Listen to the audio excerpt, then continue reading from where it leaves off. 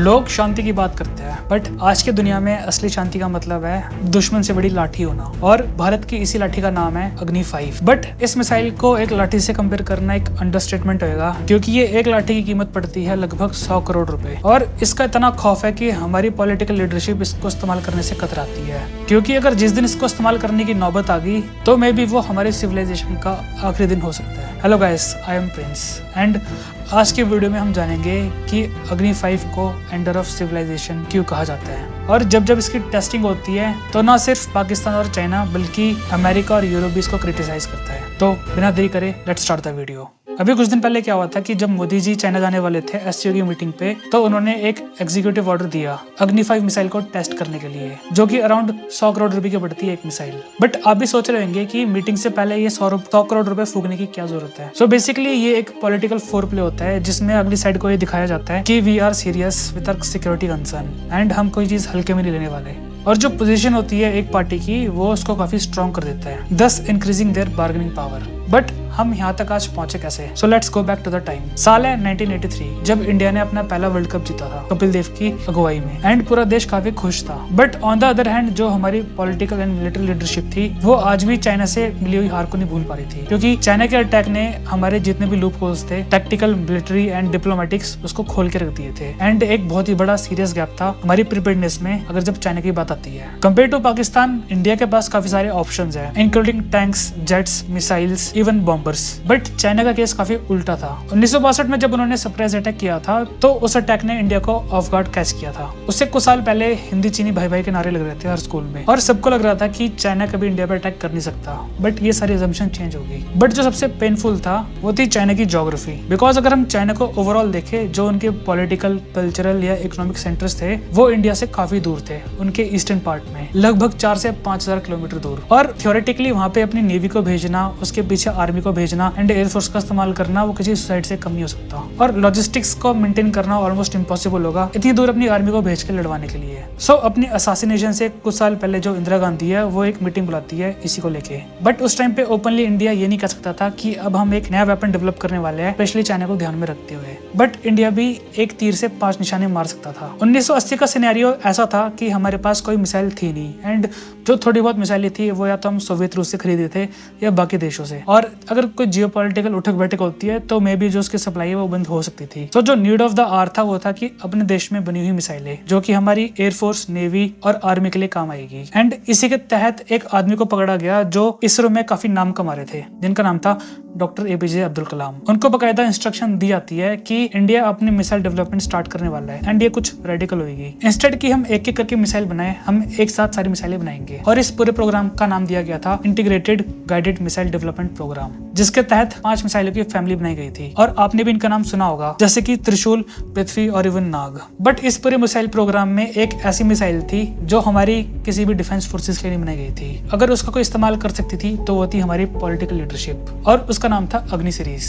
India outright आके तो कह नहीं सकता था कि ये मिसाइल हम स्पेशली चाइना को टारगेट करने के लिए बना रहे हैं। बट रिमेंबर, जो हमारा संविधान है वो लॉयर्स ने लिखा है, और जो इस पर भी स्टेटमेंट थी वो भी कहीं ना कहीं लॉयर टाइप्स की लग रही थी। इंडिया ने स्टार्टिंग में इसको पोर्ट्रे करा कि ये एक टेक्नोलॉजिकल डेमोन्स्ट्रेटर होगा, एक सॉर्ट ऑफ अ प्रोटोटाइप, कि जो हम ऑन पेपर सोच रहे हैं वो रियल लाइफ में हम कर सकते हैं कि नहीं। एंड इसी के तहत अग्नि सीरीज की एक के बाद एक मिसाइल आई। अगर मैं आपको इन शॉर्ट बताऊं तो जितनी भी अग्नि मिसाइल्स आई है 1, 2, 3, 4, 5, अगर उसमें जो सबसे बड़ा डिफरेंस है तो वो है रेंज का। स्टार्टिंग में जो रेंज थी वो काफी कम थी, जस्ट पाकिस्तान तक को टारगेट करने के लिए, और मे बी अब military outpost in China. But subsequently जो उसकी रेंज थी वो बढ़ती चली गई, और जो उसका श्रेय जाता है वो है डीआरडीओ को, क्योंकि कुछ टेक्नोलॉजीज ऐसी थी जिसको अमेरिका ने तो छोड़ो बल्कि रशिया ने देने से मना कर दिया था। सबसे अच्छा मूवमेंट तब आया जब फाइनली जो अग्नि 5 सीरीज थी उसने 5,000 किलोमीटर की जो रेंज थी उसको क्रॉस करा, जिससे ये हुआ कि थ्योरेटिकली इंडिया अगर अपने मेन लैंड से अगर मिसाइल भी छोड़े तो चाइना की बीजिंग को आराम से टारगेट कर सकता है। अग्नि 5 इतनी खास मिसाइल थी कि जो उसकी डेवलपमेंट थी इसको बाकी मिसाइलों से बाद में अलग कर दिया गया, और बाद में इसके लिए एक स्पेशल फंडिंग भी बनाई गई। ऑन वन हैंड बाकी की मिसाइलें अपने पेस पे चल रही थी, बट ये मिसाइल काफी खास होने वाली थी। और सबसे अच्छा मूवमेंट आया इंडिया का 2018 में, जब हमने फाइनली अग्नि 5 को इंडिया में इंडक्ट कर लिया। अग्नि 5 पे इंडिया ने काफी सारे पैसे खर्च कर दिए, जिसको बाद में थोड़ी सी क्रिटिसिज्म भी मिली थी। बट ये एक स्ट्रेटेजिक ब्लेसिंग बनके भी निकल कर आया, क्योंकि कुछ टेक्नोलॉजीज ऐसी थी जिसको पहले यूएसएसआर और इवन अमेरिका ने देने से मना कर दिया था। भारत को मजबूरी में खुद ही बनाना पड़ा फ्रॉम द स्क्रैच, जिससे इन दी एंड फायदा हमें ही हुआ। फॉर एग्जाम्पल जैसे एक रिंग लेजर जायरोस्कोप होता है जिसकी मदद से जो एल्टीट्यूड है वो ऑब्जेक्ट का पता कर सकते हैं, और स्पेशली इसको अग्नि 5 के लिए बनाया गया था। बट ये इतना सक्सेसफुल था कि जो उसकी इम्प्लीमेंटेशन थी वो बाद में तेजस जेट फाइटर और जो इंडिया के बाकी के स्पेस प्रोग्राम्स है उसमें भी होने लगा। एक और जो सबसे बड़ा ब्रेकआउट हुआ था टेक्नोलॉजी का वो था कार्बन कंपोजिट्स। ये एक स्पेशल तरह का मटेरियल होता है जो एक मिसाइल की नोज पे लगता है, और जब कोई ICBM या कोई भी मिसाइल अपनी फाइनल स्टेज पर होती है तो उसका जो टिप का टेम्परेचर होता है वो आराम से 2 या 3000 डिग्री सेल्सियस होता है। कोई भी जो अगर नॉर्मल आयरन या कोई भी अलॉय होगा वो तुरंत पिघल सकता है, बट ये इकलौता एक ऐसा मटेरियल है जो उसको विथस्टैंड भी कर सकता है फाइनल स्टेज तक, और उसके अंदर जो सेंसिटिव कंपोनेंट्स होते हैं जैसे computer chips and even motor वो उसको बचा सकता है। बट बाद में यही कार्बन कंपोजिट्स जो ब्रेकिंग होती है एयरक्राफ्ट्स की उसमें इस्तेमाल करे जाने लगा, जिसने एक अलग ही इंडस्ट्री इंडिया में खड़ी कर दी और इंडिया को एक ट्रोली आत्मनिर्भर बनाया। एक और जो सबसे बड़ी अचीवमेंट थी इसमें तो वो था इसका फ्यूल। टेक्निकली अगर ICBM की मैं डेफिनेशन बताऊं तो ऐसी मिसाइल जिसकी रेंज 5000 किलोमीटर से ज्यादा होती है, और पहले के अंदर इसके टाइम में लिक्विड फ्यूल्स का इस्तेमाल करा जाता था ताकि जो थ्रस्ट टू वेट रेशियो है उनका काफी ज्यादा होता था। बट देन सडनली इसमें भी काफी सारी प्रॉब्लम थी। इन केस अगर मिसाइल लॉन्च करने का ऑर्डर आता था तो पहले मिसाइल को प्रिपेयर करा जाता था उसके अंदर फ्यूल डाल के, जो कि नॉर्मल एक स्पेस रॉकेट लॉन्च में होता है, बट उसमें लग जाते थे 7 से 8 घंटे। तो हमारे DRDO साइंटिस्ट ने स्टार्टिंग से जो अग्नि सीरीज थी उसके अंदर सॉलिड फ्यूल्स का इस्तेमाल करा। ये ऐसा है कि जैसे मान लो आप अपनी बाइक में तेल डाल रहे हो, बट सडनली एक टेक्नोलॉजी आती है जिसके तहत आप उसके अंदर पाउडर डाल रहे हो और वो सालों साल ना उड़ेगा ना वो खराब होएगा, और आपकी बाइक की जो लाइफ है वो भी बढ़ जाएगी। इस सॉलिड फ्यूल का ये फायदा हुआ कि जो प्रिपरेशन टाइम पहले 7 से 8 घंटे का होता था वो घटा के अब मात्र 10 से 15 मिनट हो गया। इंडिया ने फाइनली अचीव कर लिया था एंड चाइना अब हमारे मुट्ठी के अंदर था। बट आप कह लीजिए कि इतना ओवरकिल होने के बाद भी जो भूख थी इंडिया की वो कम नहीं हुई, और जो अग्नि 5 थी उसको और भी डेडली बनाया गया कुछ अपग्रेड्स के द्वारा। टेक्निकली इंडिया अग्नि 6 को लाने वाला था, बट 2022 में हम इसका एक और वेरिएंट लेकर आए मार्क 2, जिसमें काफी सारे अपग्रेड्स करे गए और इस मिसाइल को और भी ज्यादा घातक बना दिया। और उन अपग्रेड्स में जो सबसे पहला अपग्रेड था वो था मैरिजिंग स्टील। जनरली एक स्टील होता है स्पेशल तरह का जो अग्नि 5 की सेकंड एंड थर्ड स्टेज में इस्तेमाल करा जाता है उसकी केसिंग में। होता तो ये काफी स्ट्रॉन्ग है बाकी मेटल्स के हिसाब से और उसकी टेंसाइल स्ट्रेंथ भी ज्यादा होती है, बट जो इसकी सबसे बड़ी शॉर्टकमिंग होती है वो होती है इसका वेट। सो हमारे DRDO के इंजीनियर्स ने इसको रिप्लेस करा एक कार्बन एपॉक्सी रेजिन से। नतीजा मिसाइल का वेट 20% कम हो गया और जो इसकी रेंज थी वो 5000 किलोमीटर से 7000 किलोमीटर पहुंच गई। एंड कुछ मिलिट्री एनालिस्ट के हिसाब से इंडिया ने जो इसकी रेंज है वो जानबूझ के कम बताई है, और ये भी क्लेम करा जाता है कि इस मिसाइल की थ्योरेटिकल रेंज 9 से 10,000 किलोमीटर हो सकती है, but because of diplomatic relation India बस इसको चाइना के लिए टारगेट करने के लिए बना रहा था। अनदर अपग्रेड जो सबसे ज्यादा डेडली था वो थी इसकी MIRV technology, multiple independent re entry vehicles. आसान भाषा में ये एक मिसाइल के अंदर छोटी छोटी मिसाइल होती है जिनकी अपनी अलग ही एक कंप्यूटर एक गाइडेंस चिप होती है, और टेक्निकली जब ये मिसाइल किसी दूसरी कंट्री पे जाके ऊपर खुलती है तो ये छोटे छोटे जो पेलोड्स होते हैं ये इंडिविजुअली अलग अलग सिटीज को टारगेट कर सकते हैं, और इस पे भी काफी ज्यादा डिस्प्यूट है। इंडिया मैक्सिमम 3 या 5 से ज्यादा MIRV कैरी नहीं कर सकता, बट चाइना आज भी क्लेम कर रहा है इंडिया 10 से लेके 12 पेलोड्स डाल सकता है एक अग्नि 5 में, और एक पेलोड इतना ज्यादा डेडली है कि ये आराम से 100 से 150 किलो का न्यूक्लियर पेलोड ले जा सकता है, जो कि हिरोशिमा के गिराए गए बॉम्ब से भी 5 गुना ज्यादा था। एंड इंडिया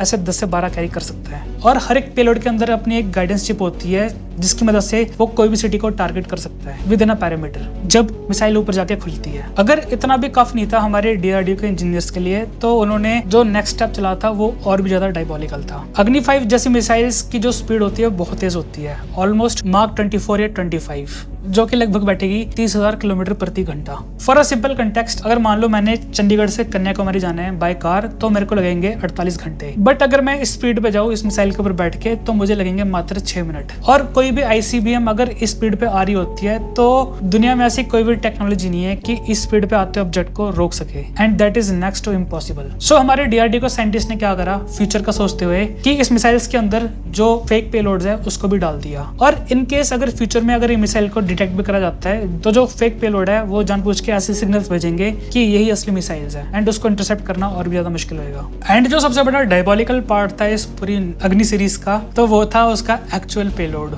हमारे जो DRDO साइंटिस्ट है उन्होंने इस मिसाइल के जो एक्चुअल पेलोड होते हैं उसको एक रेडार ऑब्जर्विंग मटेरियल से छुपा के रखा हुआ है, ताकि इन केस फ्यूचर में अगर कोई भी रेडार इसको पकड़ना चाहे तो तब ये पकड़ में नहीं आएगा। और अकॉर्डिंग टू माई नॉलेज दुनिया में ऐसा कोई भी देश नहीं है इंडिया जैसा जो इतनी लेंथ तक जा रहा है अपनी ICBM को सक्सेसफुल बनाने के लिए। ये तो होगी अग्नि 5 की बात, पर असल सिनेरियो होता कैसे है अगर भारत को एक न्यूक्लियर टिप्ड अग्नि 5 लॉन्च करनी है तो उसका प्रोसेस क्या होता है असल में। तो well according to our no first use policy पहले हम कंफर्म करेंगे कि इंडिया की किसी टेरिटरी पे या अगर कोई हमारी फोर्सेज है दुनिया के किसी भी पार्ट में, अगर उसके ऊपर कोई न्यूक्लियर या इवन कोई बायोलॉजिकल अटैक होता है तो इंडिया जो अपना हक है उसको रिजर्व कर सकता है एक न्यूक्लियर रिटेलिएशन में। और जब ये रिपोर्ट कंफर्म हो जाती है तो एक पॉलिटिकल लीडरशिप की मीटिंग होती है जिसको प्राइम मिनिस्टर चेयर करते हैं अपनी कैबिनेट मिनिस्टर के साथ, एंड वहाँ पे डिस्कशन करा जाता है कि जो न्यूक्लियर ऑप्शंस है उसको गो हेड करा जाए या नहीं। एंड जब डिसीजन बन जाता है तो जो प्राइम मिनिस्टर है वो अपनी अप्रूवल एग्जीक्यूटिव को देते हैं जिनको हेड करते हैं नेशनल सिक्योरिटी एडवाइजर इंडिया के, और उनके अंडर होते हैं सारे military chief, army, navy, air force, even intelligence bureau के। एंड उनका काम होता है कि जो डिसीजन है उसको इम्प्लीमेंट करा जाए। और नेक्स्ट स्टेज होती है मिसाइल को प्रिपेयर करने की, जिसमें लगते हैं 10 से 15 मिनट, और उसी टाइम पे जो ऑर्डर्स है उसको ऑथेंटिकेट करा जाता है 2-3 लेयर्स के साथ, और ये पूरी कार्रवाई हो जाती है 1 घंटे के अंदर। बट इन केस अगर हमारी पॉलिटिकल लीडरशिप डेसिमेट हो जाती है एक न्यूक्लियर स्ट्राइक में, तो जो बाकी के प्रोटोकॉल्स है उसको आज भी टॉप सीक्रेट रखा गया है। सो इस पूरे प्रोसेस में लगता है 1 घंटे। और अग्नि 5 काफी स्पेशल मिसाइल है क्योंकि ये 3 स्टेजेस में लॉन्च होती है। स्टेज 1 ये जमीन से स्पेस की तरफ जाती है। सेकंड स्टेज में ये पूरे स्पेस में ट्रैवल करती है उस कंट्री की तरफ जिसको से टारगेट करना है, और ये स्टेज काफी इंपॉर्टेंट होती है क्योंकि इसी पर ये अपनी जो सबसे बड़ी ज्यादा स्पीड है उसको एक्वायर करती है, मार्क 20 या मार्क 24। एंड फाइनल स्टेज में क्या होता है कि जिस कंट्री को भी टारगेट करना है तो वो उसके ऊपर जाके एक फ्लावर की तरह खिल जाएगा, और उसके अंदर जितने भी पेलोड्स है वो अलग अलग डायरेक्शन में चले जाएंगे, और जो एक पेलोड होएगा उससे इंस्टेंटली 2 से 3 लाख लोगों की मौत हो जाएगी, और बाद में इसका आंकड़ा 10 से 15 लाख हो सकता है। And for some context, India की जो बैटल ऑफ पानीपत हुई थी, पहली, दूसरी और तीसरी, उन तीनों को मिला के ही कम से कम 3 लाख लोग मारे गए थे, और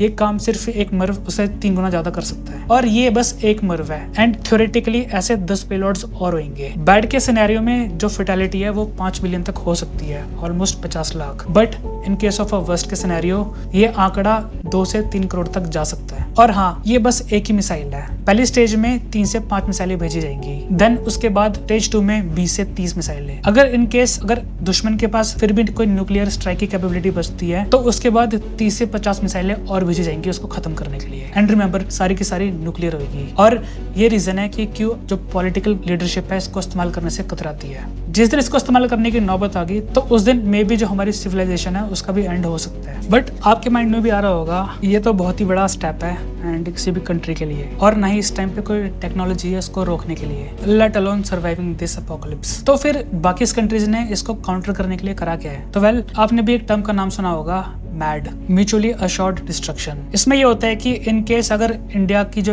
एग्जिस्टेंस है वो खतरे में आती है और हमारे पूरे देश पे अगर न्यूक्लियर स्ट्राइक होती है किसी भी एनिमी कंट्री से, तो उस केस में हम तो उस मिसाइल को नहीं रोक सकते, बट हम एक काम जरूर कर सकते हैं, अपने साथ उन देशों को भी लेके जा सकते हैं हमेशा के लिए। एंड जो स्ट्रेटजी उन्होंने हमारे ऊपर आजमाई होगी वही स्ट्रेटजी हम उनके ऊपर आजमाएंगे, 20, 30, 40, 50 न्यूक्लियर टिप्ड ICBM भेजते हुए। तो इससे ये होता है कि दुनिया में आप कह लीजिए एक पैराडॉक्स क्रिएट हो गया है, सबने सबके ऊपर एक बंदूक तानी हुई है, बट आयरोनिकली इससे जो शांति है वो काफी ज्यादा जल्दी स्थापित हो गई है। और जब जब इंडिया अग्नि 5 को टेस्ट करता है तो वैसे भी क्रिटिसिज्म आता है कि जितने भी न्यूक्लियर स्टेट नेशंस हैं प्लीज वो अपने ऊपर रिस्ट्रेन रखे, क्योंकि मे भी हो सकता है कि जो हमारी टेस्टिंग है उससे एक आम रेस ना स्टार्ट हो जाए साउथ एशिया में। और कुछ दिन पहले एक स्टेटमेंट आई थी पाकिस्तान के जनरल से कि पाकिस्तान के अगर वजूद को खतरा होता है तो वी विल मेक श्योर कि हम जो आधी दुनिया उसको अपने साथ लेके जाए। बट इस केस में जो उनकी स्टेटमेंट थी वो फैक्चुअली काफी रॉन्ग थी, बिकॉज पाकिस्तान के पास आज भी एक भी इंटरकॉन्टिनेंटल बैलिस्टिक मिसाइल नहीं है, और उनका जो पूरा टारगेट रहता है वो है इंडिया का। बट इंडिया इस चीज को आज भी रिजर्व करके रखता है, अगर हमारे वजूद को खतरा होता है तो हमारे पास कैपेबिलिटी है कि हम जो आधी दुनिया है उसको अपने साथ लेके जाए। बट आप कह लीजिए कि ये एक हमारा एक